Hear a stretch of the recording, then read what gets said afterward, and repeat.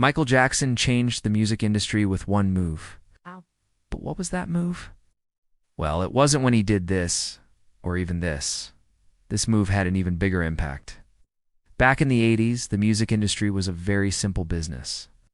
There were 4 major record labels and they controlled 80% of the market. The remaining 20% was made up of independent labels, and things were pretty comfortable for everyone involved. Artists would sign with a label, give them 10, 20, sometimes 30% of their earnings, and in return the label would handle the production, distribution, and marketing of their music. It was a great system, except for the artists, of course, because they didn't get paid that well. But back then, it was just how things worked. But then Michael Jackson came along and shook things up. You see, in 1984, Michael decided to leave his longtime label, Motown, after making just 4 albums with them. He wanted to go to a smaller label called Epic, who were willing to pay him much more money. When I say much more, I mean 10 times more. In fact, Epic paid Michael $1 million just to sign him, which at the time was the biggest advance ever given to an artist. They also gave him a 50/50 revenue split, which was unheard of until then. So basically, for the first time ever, an artist was getting paid like a businessman. But there was one problem. In order to make this deal happen, Michael had to sue his former label, Motown, for $5 million, which was a huge lawsuit back then. In fact, it was so big that it made headlines all around the world. Although Michael won the case, the damage was already done because other labels now realized something. If they didn't adapt, they'd lose their best artists to independent labels or new labels altogether.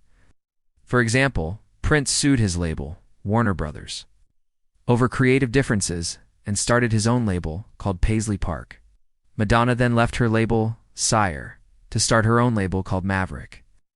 And when these 2 powerhouses started their own labels, others followed. George Harrison left Columbia and created his own label, Dark Horse.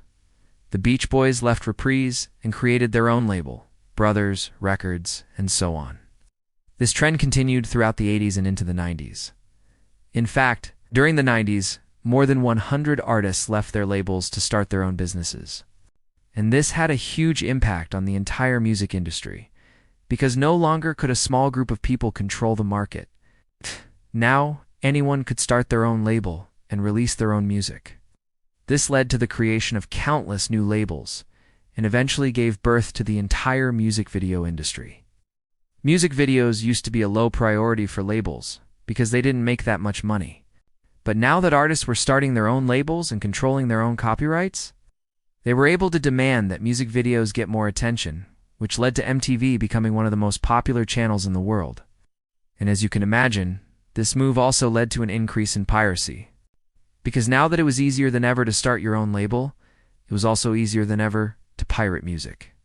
But that's a story for another video. In fact, I have a whole series of videos dedicated to the music industry and the life of very famous singers, like Michael Jackson and many more. Each episode is under 5 minutes and covers a different topic.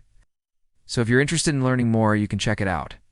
Also, don't forget to subscribe if you haven't yet. It really helps my channel grow, and you can always unsubscribe later. Thanks for watching, and I'll see you next time.